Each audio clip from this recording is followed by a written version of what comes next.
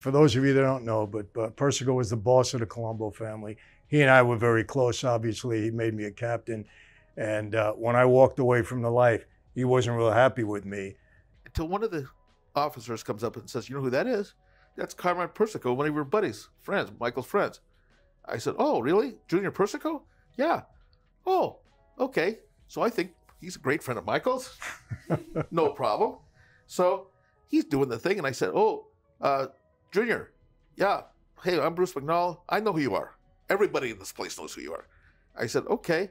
I said, "Well, I'm good friends with, a buddy of yours, Michael Franzese." The expression was this.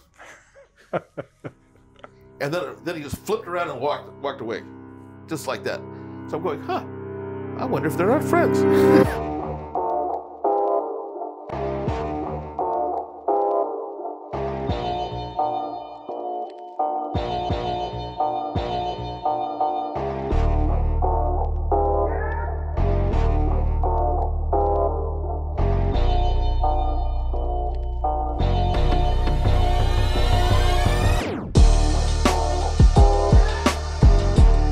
Hello everyone, and welcome to another Sit Down with Michael Franzese, and you got it. I am Michael Franzese. Hope everybody's doing well. And I told all you people, thank you so much for continuing to watch, and we've been doing some great things in the past couple of weeks, but I told you we were gonna start doing interviews. I wanted to wait until this COVID thing was over. I don't like doing things on Zoom. I like being, in a sit down with people so that we can talk and get together and just have a conversation. So today is the first one, very special day. Now I got to explain something to you. I'm not an interviewer. It's not what I do. This is a sit down. You know what a sit down used to be? We all used to get together. We used to sit down. We used to have discussion, a conversation, whatever it might have been. Who's in trouble, what business we're going to take over, what thing we had to settle, where we're going to go to dinner. Everything was done in a sit down. So today is going to be the first real sit down with somebody that's very, very special to me, a long, long time friend. I told you he was going to be the first one, and that's my dear friend, Bruce McNall. Now, I'm going to give you a little bit of history on Bruce, and I will tell you this. I've known Bruce now for almost 20 years, and Bruce was at one time the king of Los Angeles. He actually owned the LA Kings, king of Los Angeles. In the past 20 years, every time I mention Bruce's name, everybody that I mention his name to has got a good word to say about him. He's the most likable guy. Everybody loves him. I never heard a bad word, except for the government, but we'll get into that. But that's okay. But I never heard a bad word said about my friend Bruce McNall. So I want to introduce you. We did a little video about him a couple of weeks back, but here he is in person, my dear friend Bruce McNall. Happy to be here, Michael. A lot of fun. A lot of fun. A lot of fun. Well, for all of you that don't know, let me tell you how I met Bruce. I had just come out of jail. I was on parole, and I had violated, so I just came out. I did 5 years first, and then I did another 3 years. I just get out of jail, and I go see my parole officer. And my parole officer, nice woman, she looks at me and she says, "Michael, you got 14 months to go on parole. Don't ask me for anything. Anything you ask me for, the answer is no. The FBI still don't like you. Any little excuse, they're going to try to violate you. You can't go anywhere. You can't have anything. The answer is no." I said, okay. So I got another good friend of mine, friend of ours. Well, not a friend of ours, not in the old terms, but friend of ours, right. Moshe Diamant, right. Movie producer. Right. And he introduces me to a guy by the name of Howard Baldwin. Now, Howard Baldwin used to own the Pittsburgh Penguins, and he's also a film producer, him and his wife. He had a deal where he was at Universal Studios. He was on the lot. He was developing projects for Universal. And his bungalow was right next door to Steven Spielberg's. Right. So Howard says to me, "Look, you're a nice guy. Maybe we'll do some movies together. I love your story. Come on the lot, read scripts for 14 months, stay out of trouble." I said, "Howard, sounds great." While I'm there, Howard says, "I need you to meet a very good friend of mine. He got himself in a little problem, and maybe you can help him out. His name is Bruce McNall." And Bruce, at that point in time, I had a little problem with the federal government. We'll talk about it a little bit. Bruce, if you want to start it off that way. Then we got another good story to tell. But he had a little problem with the feds, and he was going off to prison. It was a fraud thing like me, so we had that in common. And I kind of gave him a little bit of a prepping on what to do when you get to prison. You remember that? I do. He's a great mentor if you're going to prison. I can tell you that right now. He knows all the prisons, how to get by, how to do everything. So Michael was wonderful, told me everything, and then we had a little bit of experience that I think you've already shown. Yeah, we talked about it in the video. I just summarized it for those of you that didn't see it. I picked Bruce up the morning he was surrendering. He had taken a plea like me. He was surrendering to prison, and my wife and I were driving him, and his girlfriend accompanied us at the time, to prison at Lompoc, where I had paroled out of at Lompoc. So anyway, long story short, Bruce had a hockey bag full of items that he wanted to get in. Not too easy to get that in. I was able to make a little connection with a trustee. I get the hockey bag with all his stuff in, and I almost got arrested for it. That's another whole story, but go and watch the video. You'll enjoy that. We tell the whole story. You'll laugh about it. But then I understand there was more to it that I didn't hear about. Yeah, the story you told was what you knew. Right. And, which is that you got this bag in and so on. Well, what happened with me was after I got, finally they gave me a bunk after about 4 hours. And I get to this bunk, and there's my bag under this bunk. And we weren't allowed to have that bag there. So I'm looking like, holy mackerel, how they said no. How did it get here? A minute later, one of the guards, the CEO, comes up to me and he says, Mr. McNall, yes? Would you please tell Mr. Franzese that we got your bag? He was obviously nervous. He was like, yeah, sure, I'm happy to, but you got to make sure you tell him, okay? Yeah, okay, I'll tell him. So obviously, he had some memories of you. Yeah. Well, the bottom line, as you know, I'm sure you were told at that time, when I threw the bag into the trustee to get it into you, one of the CEOs stopped me after that. And I was still on parole. And I said, oh, my God, I'm going back to jail. My wife was a nervous wreck. And, it must have been the same guy, because he said, get in your car and get out of here before anything else happens. Right. But I'm glad you got, it's so important. You would be surprised. You're going into prison. And there was no contraband in there. There was your underwear and books and just stuff that make you comfortable. Yeah, right. In there. So I'm glad you got it in. We got it in, thank God. But anyway, before we go into that, let me tell, for those of you that don't know, let me give you a little background on Bruce. Bruce, he owned the LA Kings, and Bruce really made hockey in America. Got to be honest, because he brought Wayne Gretzky from Toronto to the LA Kings. And that was like the biggest move ever until this day in the NHL. And not only that, I mean, it helped all the professional sports, but hockey in particular. Watch it. And besides that, he was the commissioner of the NHL. He owned the Argonauts, right? The football team in Canada. And huge movie producer, but we're going to get into all of that. But tell us a little about, the Gretzky deal. Well, when I bought the Kings, I was a King fan. And nobody went to the games. I mean, I call, get tickets. They say, what time you want to come? They didn't.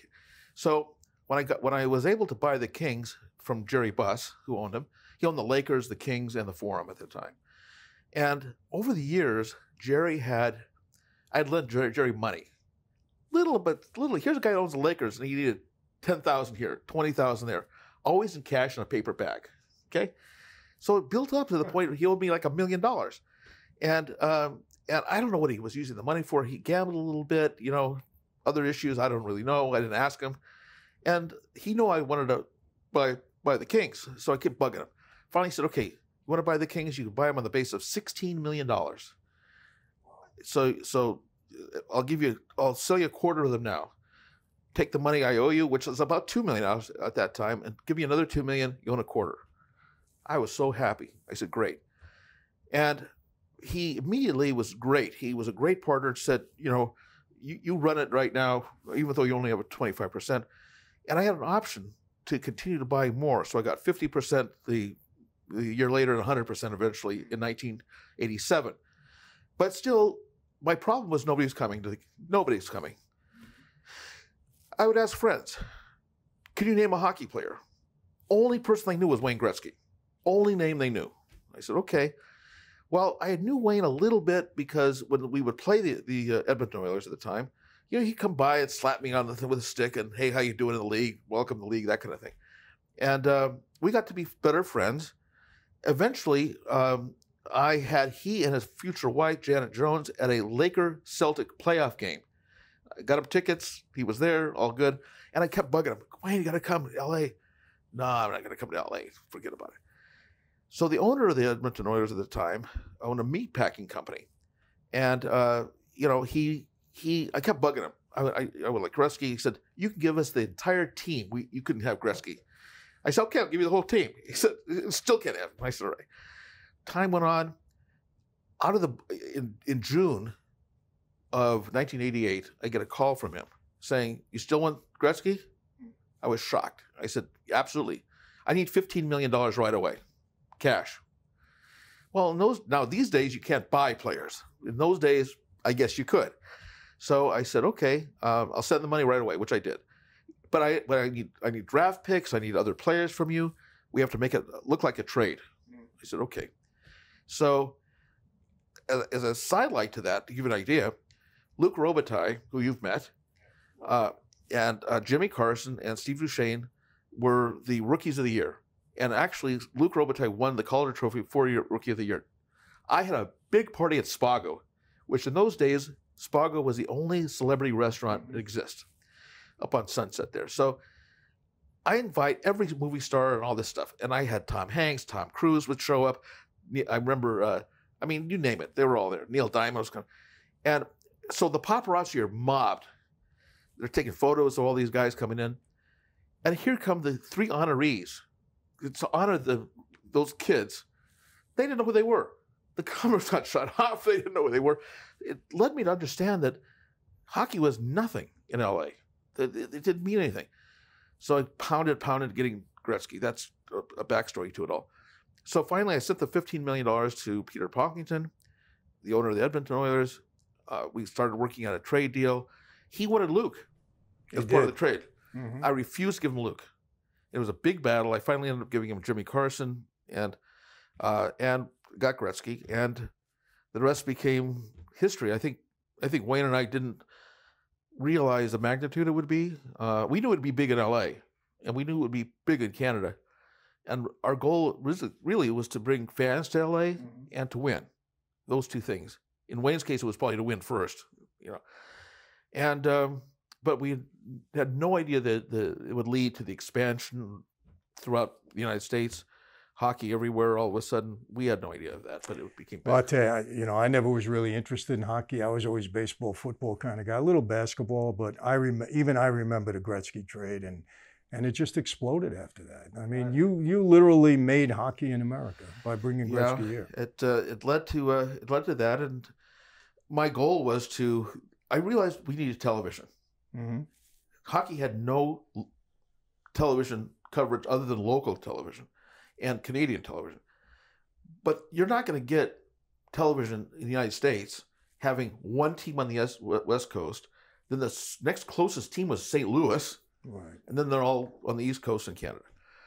So I knew that we had to expand. So I had Gretzky and the team. I ran them around in the preseason for exhibition games all over the place.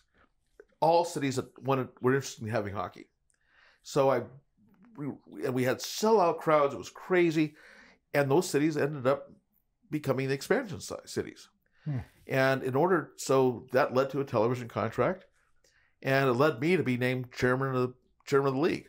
So I ran the NHL. I mean, not run it. We had our commissioners who actually do day-to-day work, but I was chairman of the board of the thing. So, which is kind of weird because I was by far the youngest owner of the team at the time. Well, I got to get into this a little bit now. When Bruce and I talk, guys that been in prison, for some reason, prison just keeps popping into our discussion, into our life in some way or another. Now, Bruce you did 5 years, right? Yeah, at that time. 5 years. And which wasn't bad for fraud and all that. It wasn't a bad sentence. Today it'd be life. It'd be life. It'd be life today, for sure. Life. So, but I wonder how well that Gretzky relationship paid off when you were in prison. Because, I got to say this, and Bruce, we're going to get into this a little bit. When you have a bit of a high profile, like I came in as a big shot mob guy and I had a lot of publicity and all this kind of stuff, it helps you a bit in there if you know how to move the right way. And look, in prison, you got to make your own way, as you know, Bruce. Yep, you got to maneuver a little bit. And if you have, a little personality and a little pedigree behind you, you can do a little bit of better time than the normal guy. So, how did Gretzky help you when you were in prison? Well, several people. Gretzky, Robitaille, many people came. I was very fortunate in that all my friends remained friends and very close. As a matter of fact, Gretzky refused to have his jersey retired until I got out of prison. Bruce, like I said, in the opening I said it, I have mentioned your name to so many people that we were friends. I don't know anybody that has a bad word about you. And I can't say it about too many people. Well, thank you. As a matter of fact, if you mention my name to a few people, you're not going to hear it. And you have a story. We're going to get into that, yes. But yeah, so I was very fortunate that way. And when they would come to visit me, Luc Robitaille, Rob Blake, Gretzky, of course, these people, the guards were all excited. So they would always get autographs and this and that. Pretty soon the players realized these guys, and the stars also, various movie people would come. And, Kurt Russell came with Goldie Hawn, that kind of thing. And the reason, we're going to get into that, because what you may not know about Bruce, he was a huge movie producer. Some of you my age and even a little younger than that, we're going to mention some of the movies. You're going to be shocked that it was Bruce that produced them. Yeah. So, so pretty soon these guys realized that they wanted other things, like the signed sticks, various things. So all of a sudden, at Lompoc there, they had the parking for the visitors. But my people would come up and they'd valet park it for them, and they'd open the trunk, they'd take the sticks and stuff out of there, and they're gone. I didn't even see half of it, but I knew they were getting a lot of stuff. And so, and of course, like you say, Michael, you have to learn how to make the best out of a bad situation. So I used it, Absolutely. And by the way, if I might mention, the CEOs, the correctional officers, they're really not supposed to take anything like that from anybody. Nothing. So highly illegal. Highly illegal, but Bruce didn't know. They empty the car, they take it out, they don't tell anybody, but it goes a long way when you're in there. It goes a long way to the point where I got a job at Vandenberg Air Force Base, which is a sweetheart job. And I'm jealous because I was in Lompoc too. It was in the FCI. You were in the camp. I was in the prison, but I could never get to Vandenberg, and I tried to get to the Air Force Base because I heard great stories about the guys who were in the base. They wouldn't let me do it. Oh, it was great. And, they're completely free, and you're basically looked after by Air Force people. Right. And, they don't care. And, they have a hotel there and all this stuff. I was able to take advantage of all the accoutrements. And so that was the good part of these guys, in that I got great jobs and great opportunities to have a much better life, let's say, than most people did. The bad news came when eventually the SIS, we were the cops for the cops, as I guess you best put, watching over these guys. It was like internal affairs. Yeah, internal affairs, exactly. They knew what was going on. They got wind of all this, and they put me in the hole. And they kept, all they wanted to know was who were the dirty cops. Who are the guys that are dirty? Dirty cops, taking the sticks and autographs, and that's considered dirty. Right. And before we go on, just so for those of you that may not know, Lompoc Federal Prison is in Northern California, and there are 3 institutions there. There's a penitentiary, which is the maximum security. There was the FCI, medium security. That's where I was housed during my time, for some of my time. And then there's the camp. So there's 3 institutions there. Yeah, and when they put me in the hole, by the way, they put me in the penitentiary. That's the penitentiary, hole. Right. There was no hole in the camp. Well, there's no hole in the camp. And the FCI had a hole, but I wasn't awarded that opportunity, right. And so here I am in the hole. They're bugging me about the cops that were dirty and this and that. I'm not going to talk to them. I'm not going to tell them anything. I mean, one thing you learn very quickly is keep your mouth shut. Especially in there. Especially in that environment. Keep your mouth shut. Because it's funny, because the federal system is, any prison you go to, they all know each other in some way. Mm-hmm. They've either been correctional officers at other institutions, wardens of other institutions. Right. The word gets out, even within the inmates. That's they right. understand what's going on. So you certainly don't want to say anything negative, and I wouldn't talk to them anyway. So I just stayed there. Mm-hmm. And as people would come in and out of the hole, I would say, they would ask me, well, how do we best get out? And I said, the best way you can get out is plead guilty right away. Mm-hmm. Because they can only then give you a whole specific time, 2 weeks, a month in the hole, whatever it is. But if you don't plead guilty, they'll keep you here until you do. Yeah. By policy, you're only allowed to have a limited time in the hole, but they get around it. They keep extending it. Right. But if you plead guilty right away, you do your whole time and you're out. You're out. Yeah. So I'm in the hole there, and that gets to the story where I met a dear friend of Michael's. So I'm in the hole, and there, in the federal system, everybody has to have a job. So there's a little guy who was a janitor in front of the hole, doing all the cleaning up in that area. And, you know, nice enough guy, an older man. I didn't pay much attention to it until one of the officers comes up and says, "You know who that is? That's Carmine Persico, one of your buddies, friends, Michael's friends." I said, "Oh, really? Junior Persico?" "Yeah." "Oh, okay. So I think he's a great friend of Michael's." No problem.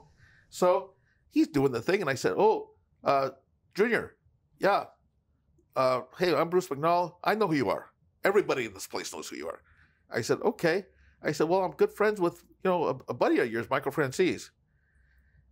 The expression was this. And then he just flipped around and walked away, just like that. So I'm going, I wonder if they're not friends.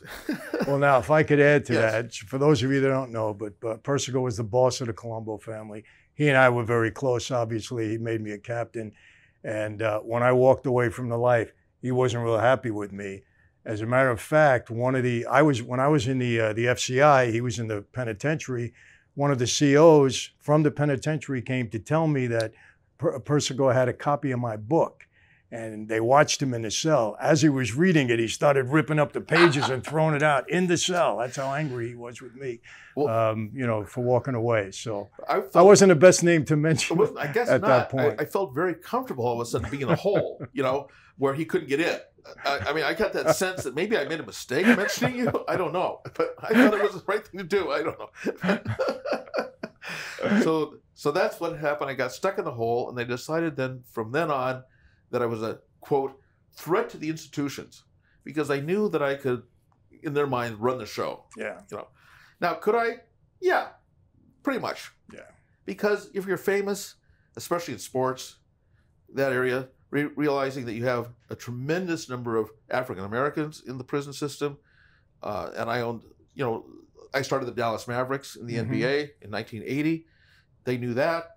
They knew the Gretzky deal and all this stuff. So I was popular among them. Yeah. So, you know. And listen, you know, what are you really doing wrong? Look, you know, maybe you eat a little better, maybe you get an extra visit, a little more on the phone time. It's not that you're hurting anybody. No, it's nothing like that. And the guards are human too. You know, they want to go see a Gretzky hockey game, or they want tickets to a certain event, or they want your autograph. I mean, this is a big deal. So it's not like you're committing crimes in there to do anything like this. No.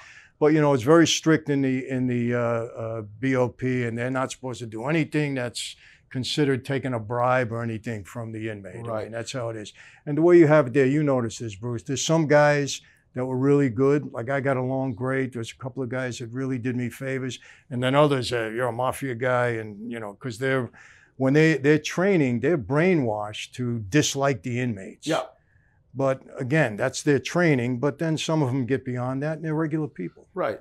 Like you said, you know, it isn't like you're smuggling drugs in or doing things that are obviously, these are just autographs and things like this, just silly little things. Exactly. But they're so tight that any of that stuff can be viewed as kind of having advantages in some ways. Like you say, the advantages were very minor. You know? Yeah, and it wasn't contraband. No. You know, like we used to tell some of the guards we had a lot of Italians used to be in the kitchen all the time. Right. They like to cook, right? So we'd get a few steaks, we'd get a little bit extra. And one of the COs said, as long as I can eat with you guys, do what you want. Don't worry about it. You know, stuff like that.